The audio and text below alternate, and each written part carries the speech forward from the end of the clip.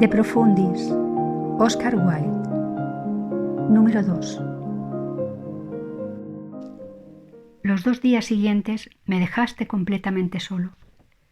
Sin cuidados, sin asistencia, sin nada. No era cuestión de uvas, flores, ni regalos encantadores. Era cuestión de lo más imprescindible. Yo no podía procurarme ni la leche que me había mandado el médico. La limonada se dijo que era imposible, y cuando te rogué que me llevaras un libro de la librería, o si no tenían lo que yo quería que escogieras otra cosa, ni te molestaste en ir. Y cuando en consecuencia yo me quedo todo el día sin nada que leer, me dices con toda tranquilidad que me compraste el libro y prometieron enviarlo. Afirmación que después descubrí por casualidad haber sido totalmente falsa, desde el principio hasta el final. Todo ese tiempo estabas, por supuesto, viviendo a mi costa, paseando en coche, cenando en el gran hotel y de hecho solo apareciendo por mi habitación en busca de dinero. El sábado por la noche, habiéndome tenido totalmente desatendido y solo desde por la mañana, te pedí que volvieras después de cenar y me hicieras un rato de compañía. En tono irritado y con malos modales me lo prometes. Espero hasta las 11 y no apareces. Entonces te dejé una nota en tu habitación solo recordándote la promesa que me habías hecho y cómo la habías cumplido. A las 3 de la mañana, sin poder dormir y atormentado por la sed, bajo al cuarto de estar, en medio de la oscuridad y del frío, con la esperanza de encontrar agua allí. Te encontré a ti. Te abalanzaste sobre mí con cuantas palabras atroces te pudieron sugerir un estado descontrolado y una naturaleza indisciplinada y sin educación. Con la terrible alquimia del egotismo transformaste tu remordimiento en rabia. Me acusaste de egoísmo por esperar que estuvieras conmigo estando yo enfermo, de interponerme entre tú y tus diversiones, de querer privarte de tus placeres.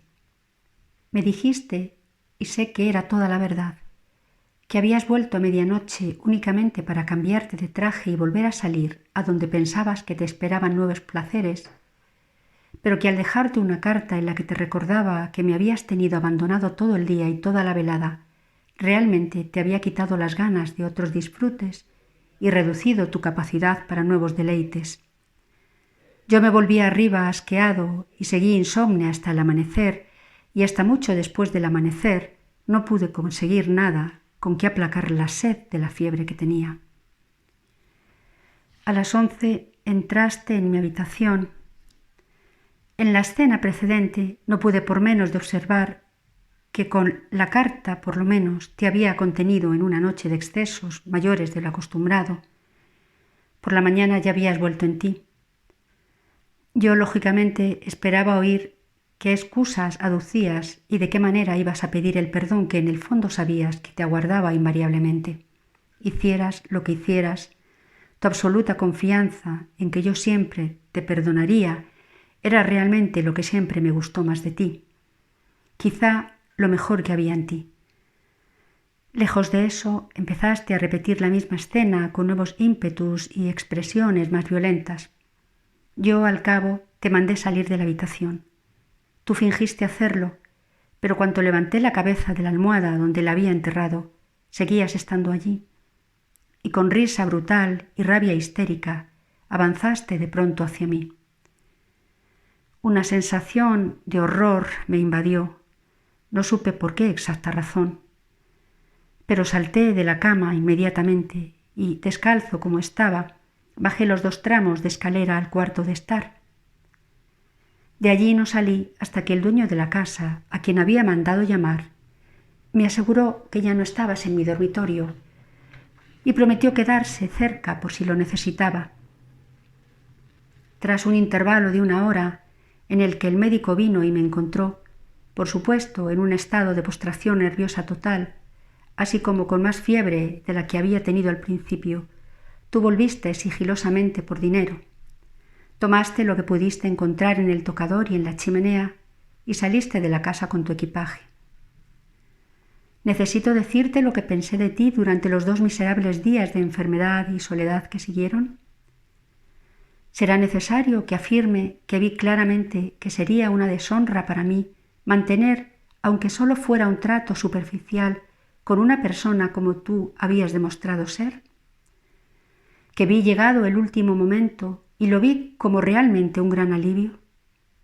Y que supe que en el futuro mi arte y la vida serían más libres y mejores y más hermosos en todos los aspectos. Enfermo como estaba, me sentía a gusto. El hecho de que la separación fuera irrevocable me daba paz. Para el martes no tenía fiebre y por primera vez comí en el piso de abajo. El miércoles era mi cumpleaños. Entre los telegramas y comunicaciones que había sobre mi mesa encontré una carta con tu letra. La abrí embargado por una sensación de tristeza. Sabía que había pasado el tiempo en que una frase bonita, una expresión de afecto, una palabra de aflicción me habrían hecho volver a aceptarte, pero me engañaba de medio a medio. Te había subestimado. La carta que me enviaste por mi cumpleaños era una elaborada repetición de las dos escenas puestas astuta y cuidadamente por escrito. Te mofabas de mí con vulgaridades. Tu única satisfacción en todo el asunto, decías, era haberte retirado al gran hotel y haber cargado el almuerzo en mi cuenta antes de irte a Londres. Me felicitabas por mi prudencia al salir de la cama, por mi abrupta huida al piso de abajo.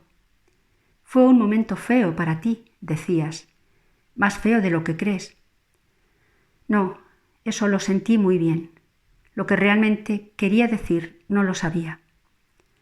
Si tenías encima la pistola que habías comprado para intentar asustar a tu padre y que, una vez creyéndola descargada, habías disparado en un restaurante público estando conmigo. Si tu mano se movía hacia un vulgar cuchillo de mesa que por casualidad yacía sobre ella entre nosotros. Si, olvidando por la rabia tu baja estatura y menor fortaleza, habías pensado en algún insulto especialmente personal o ataque incluso, estando yo allí tendido y enfermo, no lo sabía. Sigo sin saberlo en el día de hoy. Lo único que sé es que me embargó un sentimiento de total horror y que sentí que a menos que saliera de la habitación al instante y escapara, tú habrías hecho o intentado algo que habría sido, incluso para ti, motivo de vergüenza para toda la vida. Solo una vez antes de eso había experimentado yo un sentimiento tal de horror ante un ser humano.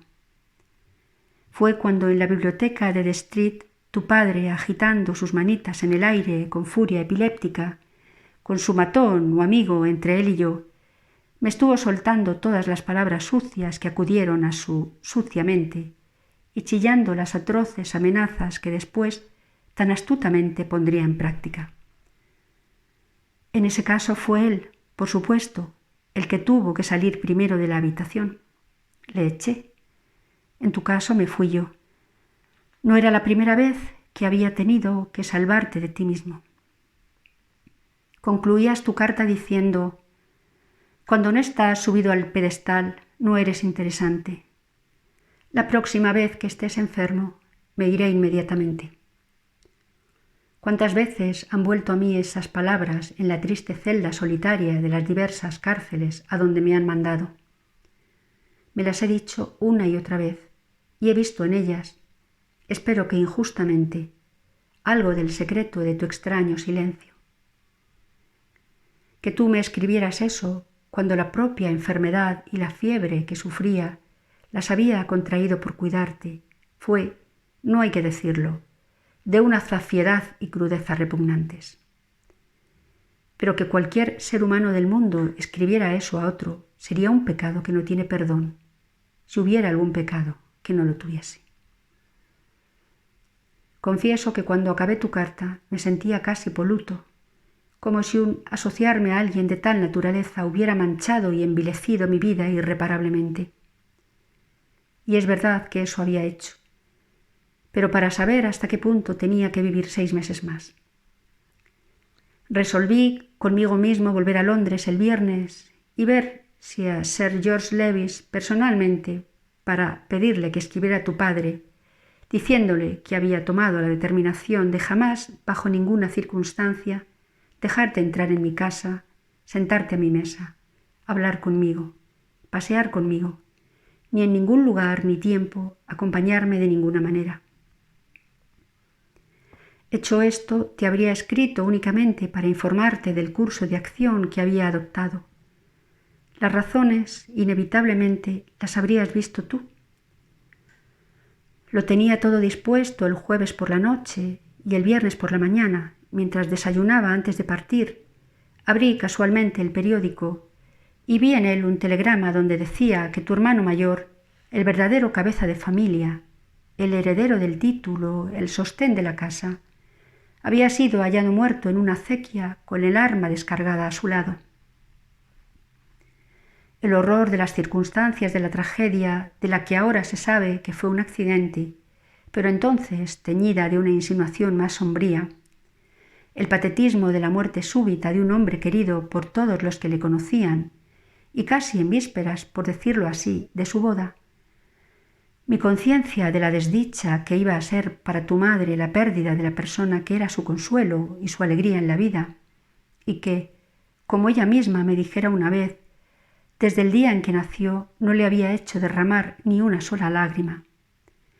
Mi conciencia de tu propio aislamiento, al estar tus otros hermanos en Europa, y por lo tanto ser tú el único al que tu madre y tu hermana podían mirar, no sólo para compañía de su dolor, sino también para esas pesadas responsabilidades de horrible detalle que la muerte siempre trae consigo. El mero sentimiento de las lacrimae rerum, de las lágrimas de que está hecho el mundo y de la tristeza de todo lo humano. De la confluencia de esos pensamientos y emociones agolpados en mi cerebro brotó una piedad infinita de ti y de tu familia. De mis propios dolores y acritudes contra ti me olvidé. Lo que tú habías sido para mí en mi enfermedad, no podía yo serlo para ti en tu duelo. Al momento te telegrafié mi condolencia más honda y en la carta subsiguiente te invité a venir a mi casa tan pronto como pudieras. Sentía que abandonarte en ese preciso momento y formalmente por medio de un abogado habría sido demasiado terrible para ti. A tu regreso a la ciudad, desde el escenario material de la tragedia a donde habías sido convocado, viniste enseguida a mí con dulzura y sencillez, vestido de luto y con los ojos empañados de lágrimas. Buscabas consuelo y ayuda como podría buscarlos un niño. Yo te abrí mi casa, mi hogar, mi corazón. Hice también mía tu pena para ayudarte a soportarla. Nunca, ni con una palabra, aludí a tu comportamiento conmigo, a las escenas repugnantes, a la carta repugnante. Tu dolor, que era real, me parecía acercarte a mí más de lo que nunca estuvieras. Las flores que tomaste de mí para ponerlas en la tumba de tu hermano habían de ser un símbolo no sólo de la belleza de su vida, sino de la belleza que yace latente en todas las vidas y puede ser sacada a la luz. Los dioses son extraños. No sólo de nuestros vicios hacen instrumentos con que flagelarnos. Nos llevan a la ruina con lo que en nosotros hay de bueno, de amable, de humano, de amoroso. De no haber sido por mi piedad y mi afecto hacia ti y los tuyos, yo no estaría ahora llorando en este lugar terrible. Por supuesto que en toda nuestra relación se descubre no ya el destino, sino la fatalidad que camina siempre deprisa, porque va al derramamiento de sangre. Por tu padre procedes de una estirpe con la que el matrimonio es horrible, la amistad fatal y que pone manos violentas sobre su propia vida o las vidas ajenas.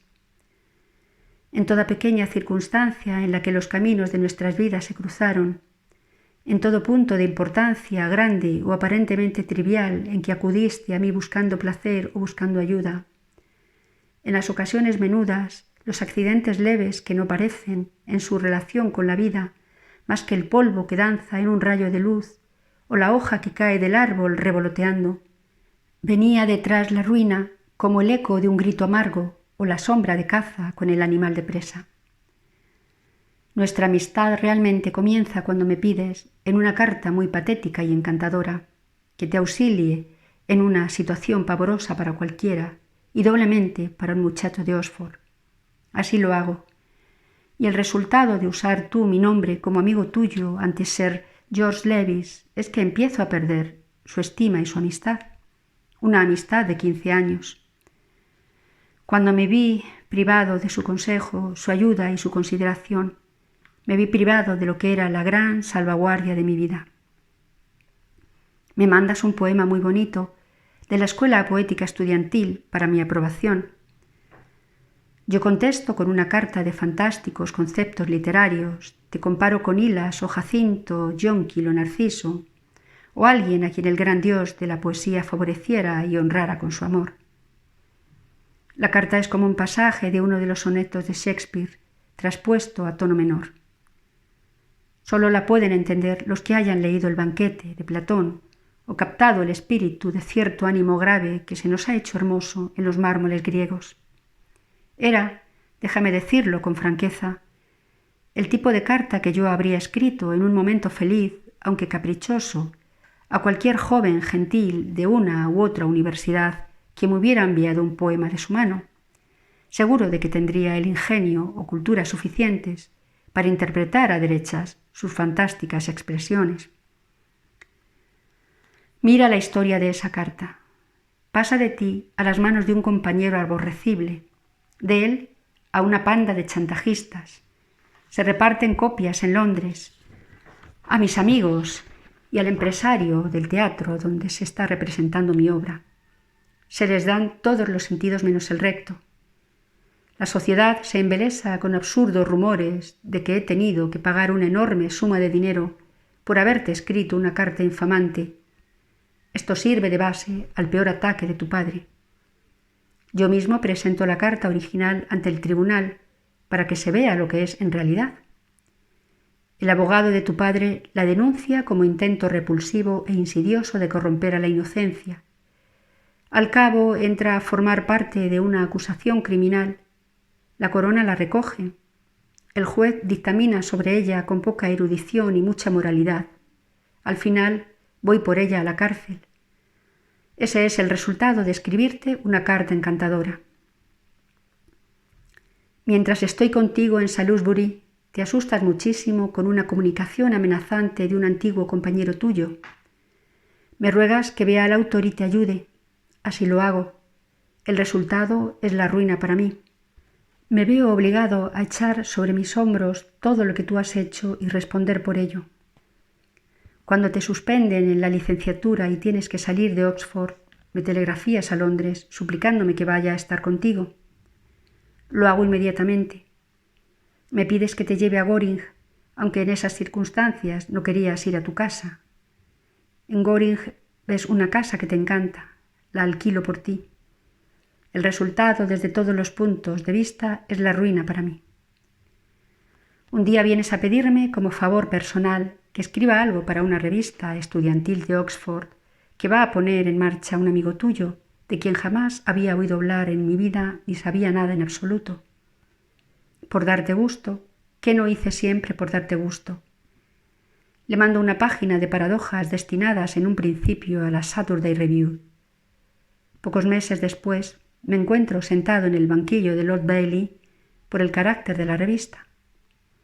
Forma parte de la acusación de la corona contra mí. Se me pide que saque la cara por la prosa de tu amigo y tus propios versos. Lo primero no lo puedo paliar. Lo segundo, leal hasta el amargo fin a tu juvenil literatura y a tu vida juvenil, sí lo defiendo con denuedo. Y no tolero que se diga que eres un escritor de indecencias. Pero voy a la cárcel, de todos modos, por la revista estudiantil de tu amigo y el amor que no se atreve a decir su nombre. En Navidad te hago un regalo muy bonito, como lo calificabas en la carta de agradecimiento, por el que sabía que tenías capricho, que valía 40 o 50 libras como mucho. Cuando llega el crack de mi vida y quedo arruinado, el alguacil que embarga mi biblioteca y la pone en venta lo hace para pagar el regalo muy bonito. Fue por eso por lo que se sacó a subasta mi casa. En el momento final y terrible en que me veo asediado y espoleado por tu asedio a iniciar una acción contra tu padre y hacerle detener, el clavo ardiendo al que me agarro en mis esfuerzos desesperados por evadirme es el enorme gasto. Le digo al abogado en tu presencia que no tengo fondos, que de ninguna manera puedo correr con las altísimas costas, que no dispongo de ningún dinero. Lo que dije era, como sabes, la pura verdad. En aquel viernes fatal, en vez de estar en el despacho de Humphreys consintiendo débilmente en mi propia ruina, yo habría estado libre y feliz en Francia, lejos de ti y de tu padre, ignorante de tu aborrecible tarjeta e indiferente a tus cartas, si hubiera podido salir de la bondad hotel. Pero la gente del hotel se negó en rotundo a dejarme marchar. Tú te habías alojado conmigo durante 10 días. Habías acabado incluso para mí gran, y lo reconocerás, legítima indignación por traerte a un compañero tuyo a alejarse conmigo también. Mi factura por los 10 días sumaba casi 140 libras. El propietario dijo que no podía permitir que se sacase mi equipaje del hotel mientras no hubiera pagado la totalidad de la cuenta. Eso fue lo que me retuvo en Londres. De no ser por la cuenta del hotel, me habría ido a París el jueves por la mañana. Cuando le dije al abogado que no tenía dinero para hacer frente al gigantesco gasto, inmediatamente interviniste. Dijiste que tu familia pagaría de 1000 amores todo lo que hiciera falta, que tu padre había sido un incubo para todos ellos, que a menudo habían comentado la posibilidad de meterle en un manicomio para no tenerle por medio, que era una fuente diaria de molestias y disgustos para tu madre y para todos, que con que yo diera un paso adelante para que le encerraran, la familia me tendría por su adalid y su benefactor, y que los propios parientes ricos de tu madre tendrían verdadero placer en sufragar todas las costas y gastos que el esfuerzo pudiera requerir. El abogado tiró para adelante y deprisa y corriendo se me llevó al juzgado de guardia. No me quedaba ninguna excusa para no ir. Se me obligó. Ni que decir tiene que tu familia no paga las costas y que, cuando se me deja en la bancarrota, es por obra de tu padre y por las costas, su miserable monto, unas 700 libras. En el momento presente, mi mujer, enemistada conmigo por la importante cuestión de si debo contar con 3 libras o 3 libras y 10 chelines a la semana para vivir, está preparando los trámites de un divorcio, para el cual, por supuesto, serán necesarias pruebas totalmente nuevas y un proceso totalmente nuevo, quizá seguido de acciones más serias. Yo, naturalmente, no sé nada de los detalles. Lo único que sé es el nombre del testigo en cuya declaración se apoyan los abogados de mi mujer. Es tu propio criado de Oxford, a quien por expreso deseo tuyo tomé a mi servicio en el verano que pasamos en Goring. Pero no hace falta que siga poniendo ejemplos de la extraña fatalidad que pareces haber traído sobre mí en todas las cosas, grandes o pequeñas. Me haces sentir a veces como si tú mismo no hubieras sido más que una marioneta movida por una mano secreta e invisible para llevar sucesos terribles a un terrible desenlace. Pero también las marionetas tienen pasiones, introducen una trama nueva en lo que presentan y tuercen el desenlace ordenado de la vicisitud para amoldarlo a su capricho o su apetito. Ser enteramente libre y al mismo tiempo enteramente sometida a la ley es la paradoja eterna de la vida humana, que a cada momento hacemos realidad. Y a menudo pienso que esa es la única explicación posible de tu naturaleza, si es que los profundos y terribles misterios de un alma humana pueden tener explicación, salvo la que hace que el misterio sea todavía más prodigioso.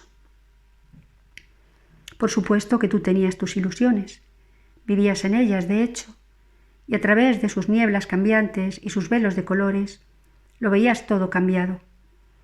Pensabas, lo recuerdo muy bien, que tu dedicación a mí con total abandono de tu familia y vida familiar era prueba de tu maravilloso aprecio y de tu gran afecto por mí. Sin duda a ti te lo parecía, pero date cuenta de que conmigo estaban el lujo, la vida regalada, el placer ilimitado, el dinero sin tasa. Tu vida familiar te aburría. El vino barato y frío de Salisbury, por emplear una frase de tu invención, te sabía mal. De mi lado, y junto con mis atractivos intelectuales, estaban las ollas de Egipto. Cuando no me encontrabas a mí, los compañeros que elegías como sustitutos no eran como para presumir. También pensaste que decirle a tu padre en una carta de abogado que antes que romper tu amistad eterna conmigo, prefería renunciar a la asignación anual de 250 libras que, creo que con deducciones de tus deudas de Oxford, te estaban pasando por entonces, era situarse en la caballería andante de la amistad y pulsar la más noble nota de abnegación. Pero la cesión de tu pitanza no significaba que estuvieras dispuesto a dejar ni uno solo de tus lujos más superfluos ni de tus derroches más innecesarios. Al revés. Tu apetito de lujos nunca fue mayor. Mis gastos de 8 días en París, contigo y tu criado italiano, sumaron casi 150 libras. Solo en Paillard se fueron 85. Al tren de vida que querías llevar, todo tu estipendio de un año, comiendo solo y siendo especialmente ahorrativo en tu selección de los placeres menos costosos, difícilmente te habría durado 3 semanas. El hecho de haber renunciado con fingida bravata a tu asignación, valiera lo que valiese, te daba al menos una razón pasable para tu pretensión de vivir a mis expensas, o lo que a ti te parecía una razón pasable, y en muchas ocasiones la esgrimiste seriamente, y la formulaste con puntos y comas, y el abuso continuo, principalmente claro está de mí, pero sé que también hasta cierto punto de tu madre, nunca fue tan penoso, porque al menos en mi caso nunca fue más absolutamente desprovisto de la menor palabra de gratitud ni sentido de la medida. Pensaste también que al atacar a tu propio padre con cartas horribles, telegramas ofensivos y postales insultantes, estaba realmente librando batallas por tu madre, sosteniendo su causa y vengando las ofensas y sufrimientos, sin duda terribles, de su vida matrimonial. Fue una total equivocación por tu parte, y una de las peores. La manera de vengar las ofensas de tu padre a tu madre, si lo considerabas parte de tus deberes de hijo, hubiera sido ser para ella mejor hijo de lo que eras. No hacer que le diera miedo hablar contigo de cosas serias, no firmar facturas para que ella las pagase, ser más suave al tratarle y no causarle penas. Tu hermano Francis le dio grandes compensaciones por lo que había sufrido con su dulzura y bondad hacia ella en los breves años de su vida delicada. Tú deberías haberle tomado por modelo. Te equivocaste incluso al imaginar que para tu madre habría sido una delicia y una dicha absoluta que a través de mí hubieras conseguido llevar a tu padre a la cárcel. Estoy seguro de que te equivocabas. Y si quieres saber qué es lo que verdaderamente siente una mujer que tiene a su marido, al padre de sus hijos, vestido de presidiario y en una celda, escribe a mi mujer y pregúntaselo. Ella te lo dirá. También yo tenía mis ilusiones. Pensaba que la vida iba a ser una comedia brillante y tú una de sus muchas figuras airosas. Descubrí que era una tragedia repugnante y repelente y que la siniestra ocasión de la gran catástrofe, siniestra por lo concentrado de su objetivo y la intensidad de una fuerza de voluntad encogida, eras precisamente tú, despojado de aquella máscara de alegría y placer con la que, lo mismo tú que yo, nos habíamos dejado engañar y extraviar. Ahora podrás entender, ¿no es cierto?, un poco de lo que estoy sufriendo. No sé qué periódico, creo que la Pall Mall Gazette, hablando del ensayo general en una de mis obras, decía que me seguías a todas partes como mi sombra. El recuerdo de nuestra amistad es la sombra que va conmigo aquí, que parece no dejarme nunca, que me despierta por las noches para contarme una y otra vez la misma historia, hasta que su reiteración cansina ahuyenta el sueño hasta el alba. Al alba vuelve a empezar, me sigue al patio de la cárcel y me hace hablar solo mientras hago la ronda.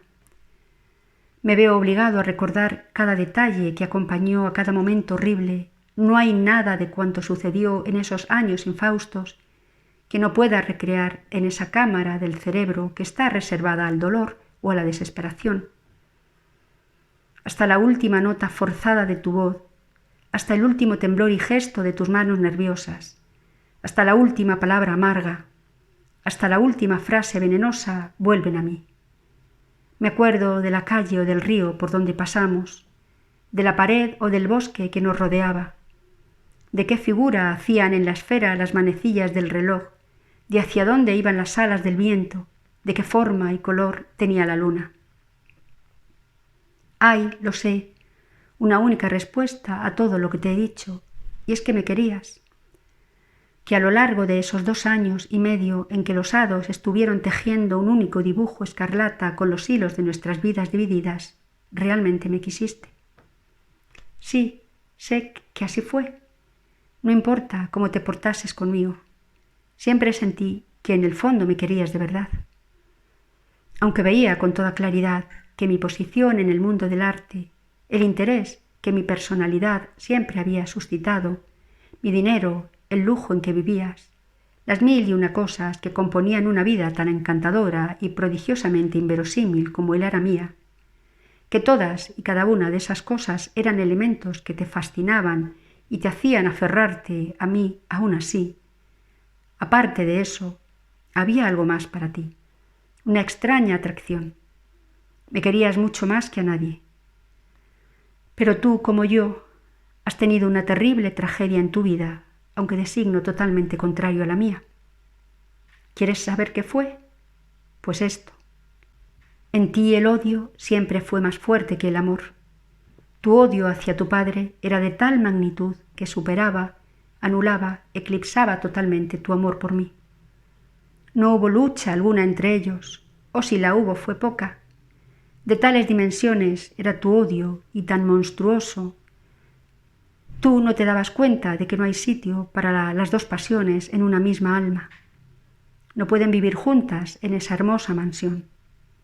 El amor se alimenta de la imaginación que nos hace más sabios que lo que sabemos, mejores que lo que sentimos, más nobles que lo que somos, que nos capacita para ver la vida como un todo, que es lo único que nos permite comprender a los demás en sus relaciones, así reales como ideales.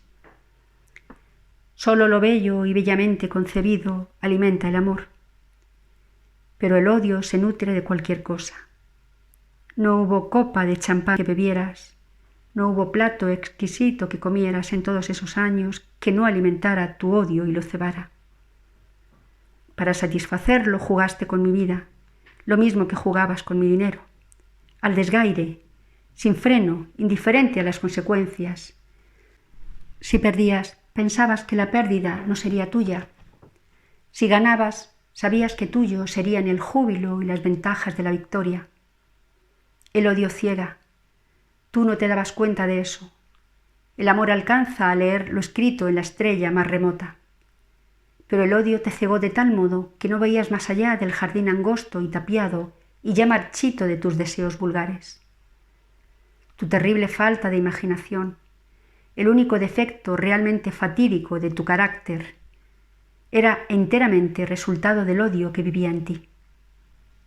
Sutilmente, en silencio y en secreto, el odio iba royendo tu naturaleza como muerde el liquen la raíz de una planta ajada, hasta que llegaste a no ver otra cosa que los intereses más ruines y los objetivos más mezquinos. Esa facultad que el amor habría alentado en ti, el odio la envenenó y paralizó. Cuando tu padre empezó a atacarme, fue como amigo tuyo particular y en una carta particular dirigida a ti. Tan pronto como leí esa carta, con sus amenazas obscenas y sus violencias groseras, vi de inmediato que un peligro terrible se cernía en el horizonte de mis agitados días. Te dije que no quería ser la cabeza de turco entre vosotros dos, con vuestro odio inveterado. Que yo en Londres era naturalmente una presa mucho mayor para él que un ministro de Asuntos Exteriores en Homburg. Que sería injusto conmigo colocarme, aunque solo fuera por un instante, en semejante posición, y que tenía mejores cosas que hacer en la vida que aguantar escenas con un hombre borracho, de clase y medio idiota como él. No hubo manera de hacértelo ver. El odio te cegaba. Te empeñaste en que la pelea realmente no tenía nada que ver conmigo, en que no ibas a tolerar que tu padre mandase en tus amistades particulares, en que sería muy injusto que yo interviniera. Ya antes de verme, por ese motivo, le habías enviado a tu padre un telegrama necio y vulgar a guisa de respuesta. Con eso, claro está, te condenabas a seguir un rumbo necio y vulgar. Los errores fatales de la vida no se deben a que seamos insensatos. Un momento de insensatez puede ser nuestro mejor momento. Se deben a que somos lógicos. Hay una gran diferencia. Ese telegrama condicionó a partir de ahí todas tus relaciones con tu padre y por consiguiente toda mi vida. Y lo grotesco es que era un telegrama del que el más vulgar galopín se habría avergonzado. De los telegramas insolentes se pasó con toda naturalidad a las cartas de abogado presuntuosas. Y el resultado de tus cartas de abogado a tu padre fue, claro está, espolearle todavía más. No le dejaste otra alternativa que seguir. Le impusiste como cuestión de honor, de deshonor más bien, que tu acción surtiera efectos aún mayores. Así que, a la vez siguiente, me ataca a mí. Ya no en carta particular y como amigo tuyo particular, sino en público y como hombre público. Tengo que echarle de mi casa. Va buscándome de restaurante en restaurante para insultarme ante la faz del mundo, y de tal modo que el replicar fuera mi ruina, y el no replicar fuera mi ruina también. ¿No fue ese el momento en que tú deberías haber dado un paso al frente para decir que antes que exponerme a tan odiosos ataques, a tan infame persecución por tu causa, de buen grado y al momento renunciabas a todo título sobre mi amistad? Ahora será eso lo que pienses, me figuro. Pero entonces ni se te pasó por la cabeza. El odio te cegaba. Lo único que se te ocurrió, aparte naturalmente de escribirle cartas y telegramas insultantes, fue comprar una pistola ridícula que se dispara en el Berkeley en circunstancias que desatan un escándalo mayor de cuantos llegaran nunca a tus oídos. En realidad, la idea de ser el objeto de una disputa terrible entre tu padre y un hombre de mi posición parecía deleitarte. Halagaba tu vanidad, supongo que con toda lógica, y acrecentaba tu importancia ante ti mismo. Que tu padre se hubiera llevado tu cuerpo, que a mí no me interesaba, y me hubiera dejado tu alma, que no le interesaba a él, habría sido para ti una solución lamentable del litigio. Olfateaste la ocasión de un escándalo público y corriste a ella. La perspectiva de una batalla en la que tú estarías a salvo te entusiasmó. No recuerdo haberte visto nunca de mejor humor que el que mostraste en el resto de aquella temporada. Tu única decepción pareció ser que al final no pasó nada y que entre nosotros no hubo más encuentro ni alboroto. Te consolaste enviándole telegramas de tal carácter que al cabo el desgraciado te escribió diciendo que había dado orden a sus criados de que no le pasaran ningún telegrama bajo ningún pretexto. ¿Eso no te arredró? Viste las inmensas oportunidades que brindaba la tarjeta postal abierta y las explotaste a fondo. Le aguijoneaste aún más en la persecución de su presa. Yo no creo que él tampoco la hubiera dejado. Los instintos de la familia eran fuertes en él. Su odio hacia ti era tan persistente como el tuyo hacia él, y yo era el buey de cabestrillo para los dos, y un modo de ataque a la vez que un modo de protección. Su mismo afán de notoriedad no era simplemente individual, sino racial. De todos modos, si su interés hubiera flaqueado por un momento, tus cartas y postales lo habrían vuelto enseguida a su antiguo ardor. Eso hicieron, y él, lógicamente, fue más lejos aún. Tras haberme acometido como caballero particular y en privado, como hombre público y en público, al cabo decide lanzar su gran ataque final contra mí como artista, y en el lugar donde mi arte se estaba representando. Se procura, por medios fraudulentos, una butaca para el estreno de una de mis obras y trama un plan para interrumpir la representación, hacer un sucio discurso sobre mí ante el público, insultar a mis actores, arrojarme proyectiles ofensivos o indecentes cuando salga al saludar al final, arruinarme totalmente de alguna manera asquerosa a través de mi trabajo. Por puro azar, en la sinceridad breve y accidental de una habilidad mayor de lo habitual, alardea de su intención públicamente. Se informa a la policía y se impide su entrada en el teatro. Tú tuviste entonces tu oportunidad. Tu oportunidad fue esa. ¿No te das cuenta ahora de que deberías haberla visto y haberte adelantado a decir que no querías que mi arte, a lo menos, se perdiera por ti? Tú sabías lo que mi arte era para mí, la gran nota fundamental con que me había revelado, en primer lugar ante mí mismo y después ante el mundo, la verdadera pasión de mi vida, el amor frente al que todos los demás amores eran como agua de pantano el vino tinto, o la luciérnaga del pantano el mágico espejo de la luna. ¿No comprendes ahora que tu falta de imaginación era el único defecto realmente fatídico de tu carácter? Lo que tuviste que hacer era muy sencillo y lo tenías muy claro ante ti, pero el odio te había cegado y no veías nada. Yo no podía pedir excusas a tu padre porque él llevara casi 9 meses insultándome y persiguiéndome de la manera más aborrecible. No podía sacarte de mi vida. Lo había intentado una y otra vez.